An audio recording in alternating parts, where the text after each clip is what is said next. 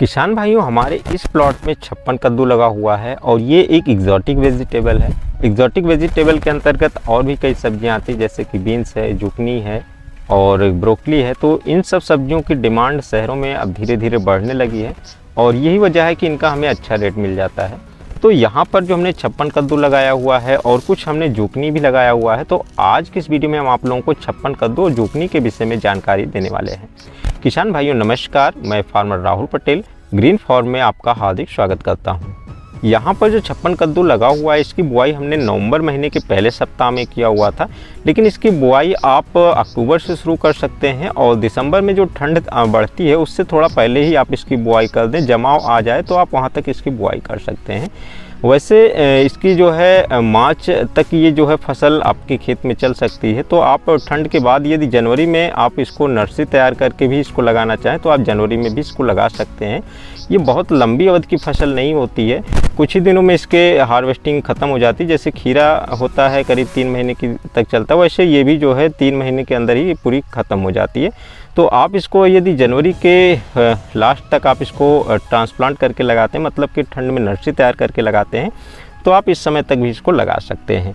तो लगाने की तो यहाँ पर समय की बात हो गई। अब बात ऐसी आती है कि इसको किस तरह की मिट्टी में लगा सकते हैं। तो जिस तरह की मिट्टी में आप अन्य सब्जियों की खेती करते हैं, इसमें थोड़ा पोषक तत्वों की ज़्यादा आवश्यकता होती है। तो खेत थोड़ा मजबूत होना चाहिए और इसमें जल धारण करने की अच्छी क्षमता होनी चाहिए, क्योंकि ये ऐसी सब्जी है जिसमें पानी की अधिक आवश्यकता होती है।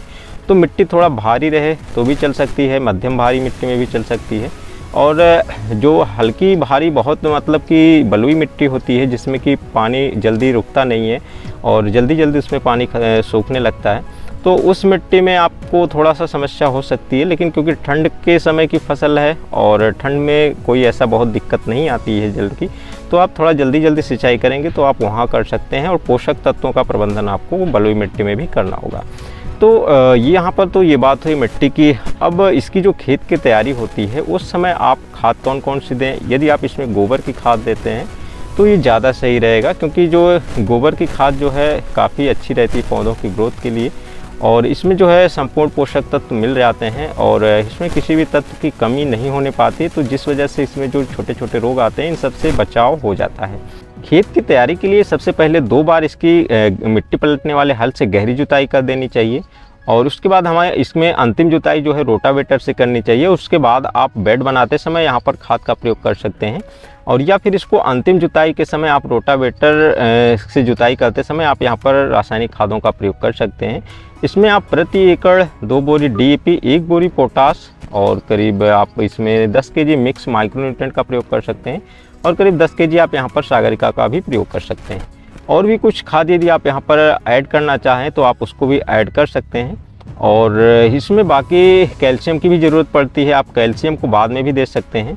तो इस तरीके से आप इतनी खाद का प्रयोग करने के बाद आपको यहाँ पर बेड बनाना होगा, क्योंकि किसान भाइयों एक ऐसी फसल है इसमें पानी की ज़्यादा ज़रूरत होती है, लेकिन इसके जो फल होते हैं ये ज़्यादा पानी से सड़ने भी लगते हैं। तो हमें इसकी खेती हमेशा बेड बनाकर ही करनी होगी।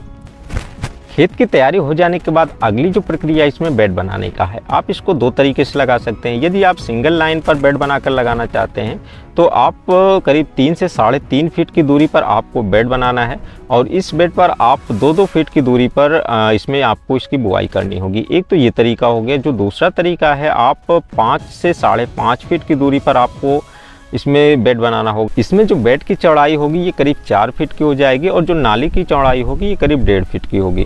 तो 3.5 से 4 फीट की चौड़ाई का आपका बेड हो जाएगा और 1.5 से 2 फीट की चौड़ाई की आपकी नाली हो जाएगी। अब यहाँ पर हमें जो बुआई करनी है, बेड के दोनों किनारों पर हमें इसकी बुआई करनी है और यहाँ पर 2-2 फीट की दूरी पर हम इसकी बुआई करेंगे। लेकिन जो दोनों किनारों पर इसकी लाइनें बनेंगी यहाँ पर हमें जिग जैग लगाना होगा। जिग जैग क्यों लगाना होगा इसको हम वीडियो में आगे चलकर आप लोगों को बताएंगे। यहाँ पर दूसरी बात जो ध्यान रखने वाली है, यहाँ पर हमें मल्चिंग का प्रयोग करना ही है और यदि आप फ्लड से सिंचाई करते हैं तो भी आपको मल्चिंग का प्रयोग करना होगा और यदि आप ड्रिप से करते हैं तो आपको मल्चिंग का प्रयोग करना ही है। यदि आपके ड्रिपर जो हैं ये 5-5 फीट की दूरी पर लगे हुए हैं तो आप बेड 5 फीट की दूरी पर भी बना सकते हैं। आपको एक चौड़ा बेड बनाना होगा, 1.5 फीट की लाइन होगी, करीब 3.5 फीट का बेड होगा। दोनों किनारों पर आप सवा दो फीट की दूरी पर आप इसको लगा सकते हैं। किसान भाइयों, मल्चिंग बिछा देने के बाद आपको इसमें जो अगली प्रक्रिया होती है ये होल लेने की होती है। अब हमें होल किस तरीके से लेना है, क्योंकि दूरी तो हमने बता दिया है। यहाँ पर बेड पे 2 लाइन बनेगी और पौधे से पौधे के बीच की दूरी 2 से सवा 2 फीट होगी।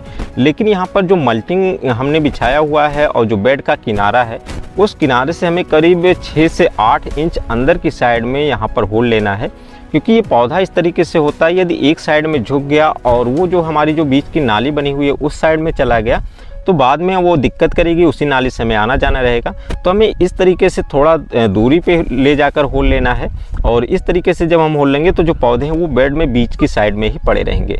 तो अब हमें इसकी जो बुआई है ये अक्टूबर महीने के पहले सप्ताह से हम शुरू कर सकते हैं। जब हमारे खेत की तैयारी हो जाए तो उस हिसाब से हम इसकी बुआई फिर स्टार्ट कर सकते हैं। बुआई के लिए हमें सीड की जो मात्रा है प्रति एकड़ करीब 1.5 kg के आसपास की सीड की खपत होती है। तो उस हिसाब से आप सीड ले लेंगे, बुआई करेंगे और बुआई के बाद इसमें जब जमाव होगा, करीब पर्याप्त नमी रहती है और उस समय हम बुआई करते हैं तो 5-6 दिन के आसपास इसमें जमाव निकलने लगता है।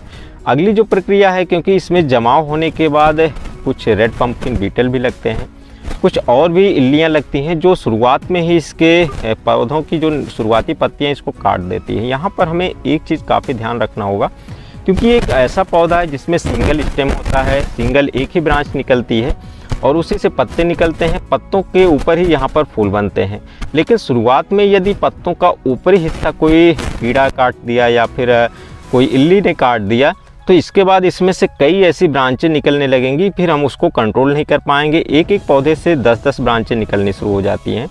तो यहाँ पर हमें इस बात का बहुत अच्छे तरीके से ध्यान रखना है कि जमाव के बाद इसकी ऊपर की जो टिप है ये ना ख़राब हो नहीं पाए। यदि इसमें कोई कीड़े लगते हैं और इसके टिप को काट देते हैं तो जो इसकी कई ब्रांचें हो जाती हैं और वहाँ से इतना ज़्यादा संख्या में इसमें ब्रांचें निकलने लगती हैं, सभी ब्रांचें काफ़ी कमज़ोर हो जाती हैं, तो वो पौधा आपका आगे चलकर बिल्कुल बेकार हो जाएगा। तो हमें इस बात का बहुत अच्छे तरीके से ध्यान रखना है। तो जमाव के बाद हमें क्या करना है, इसमें आप कोई हल्का सा कीटनाशक, जो हल्का से हल्का कीटनाशक होता है, आप उसका स्प्रे आप 1 ml या आधे ml, मतलब डोज का जो उसका 50% कर देंगे, जो इसके डोज होता है आप उतने से आप यहाँ पर एक बार स्प्रे कर देना है। और फिर बराबर ध्यान में हमें रखते हुए चलना है, कीड़े आ रहे हैं या कुछ ऐसा है तो शुरुआत में हम नीम ऑयल का भी प्रयोग कर सकते हैं। तो इस तरीके से पौधे की बढ़वाव धीरे धीरे होती रहेगी। किसान भाइयों, इसमें शुरुआत के समय में कुछ रस चूसक कीड़ों का भी अटैक होता है और इसकी वजह से इसमें कुछ मोज़ेक वायरस टाइप के भी रोग आते हैं। येलो मोज़ेक वायरस का भी खतरा इसमें होता है। तो इसके लिए आप शुरुआत में ही रस चूसक कीड़ों के लिए दवा बराबर डालते रहेंगे तो आप इस रोग से बच सकते हैं। और दूसरा, इसमें जो है ब्लाइट के भी कुछ निशान आते हैं, तो आप यहाँ पर शुरुआत से आप इसमें बाबास्टीन का प्रयोग कर सकते हैं, मैनकोजेब का प्रयोग कर सकते हैं। और आगे चलकर इसमें जब फल बनने लगते हैं तो कुछ फल सड़न की भी समस्या आती है, तो इसके लिए आप एमिस्टार टॉप का प्रयोग कर सकते हैं, नेटिवो का प्रयोग कर सकते हैं। कुछ सिस्टेमिक जो अच्छी दवाइयाँ आती हैं आप उनका प्रयोग कर सकते हैं, जिसमें आपके जो फल सड़ रहे हैं इससे आप बचा सकते हैं। तो फंगस में आप इन सब फंगिसाइड्स का प्रयोग कर सकते हैं और आगे रस चूसक कीड़ों की जो दवा आती है आप उनका प्रयोग करके रस चूसक कीड़ों से बचाव कर सकते हैं।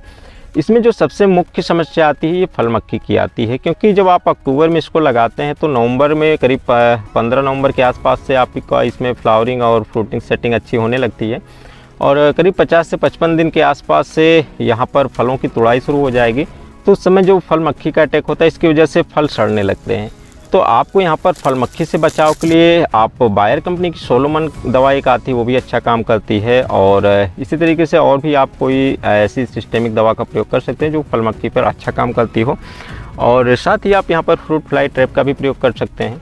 तो इस तरीके से आप अपने फलों को फल मक्खी से बचाव कर सकते हैं। और इसके बाद आपकी जो इसमें हार्वेस्टिंग होगी, डेली का आपको इसमें फलों की तुड़ाई करनी पड़ेगी, क्योंकि जैसे जैसे इसमें फ्रूट सेटिंग होने लगती है, जो पहली बार आप इसकी तुड़ाई करते हैं तो नीचे वाले फल अपने आप बड़े होते रहते हैं। तो इसमें आप रोज़ इसमें आपको तुड़ाई करते रहने होगा। और यहाँ पर उत्पादन की बात करें तो जैसा कि इसको आप 56 कद्दू भी नाम से जाना जाता है, समर स्क्वेश नाम से भी जाना जाता है।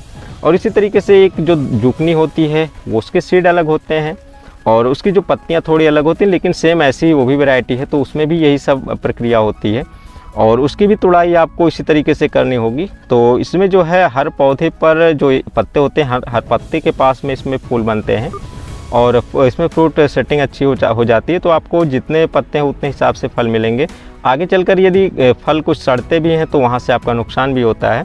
किसान भाइयों, यहाँ पर यदि प्रति एकड़ के उत्पादन की बात करें तो क्योंकि जैसा कि हमारा यहाँ पर 5 बिस्वा लगा हुआ है और करीब 27 क्विंटल 28 क्विंटल माल यहाँ से निकल चुका है और आगे भी 5-7 क्विंटल और माल निकलने की उम्मीद है, तो करीब 35 क्विंटल का माल यहाँ से आएगा। तो करीब 7 क्विंटल प्रति बिस्वा का यहाँ से हमें उत्पादन मिल रहा है। यदि थोड़ा सा मैनेजमेंट अच्छा हम कर दें, यहाँ पर मल्चिंग का प्रयोग करें, गोबर की खाद का भी प्रयोग करते हैं और मार्च तक फसल चलती है, तो यहाँ से करीब करीब जो है 10 क्विंटल से भी ऊपर का उत्पादन हो सकता है।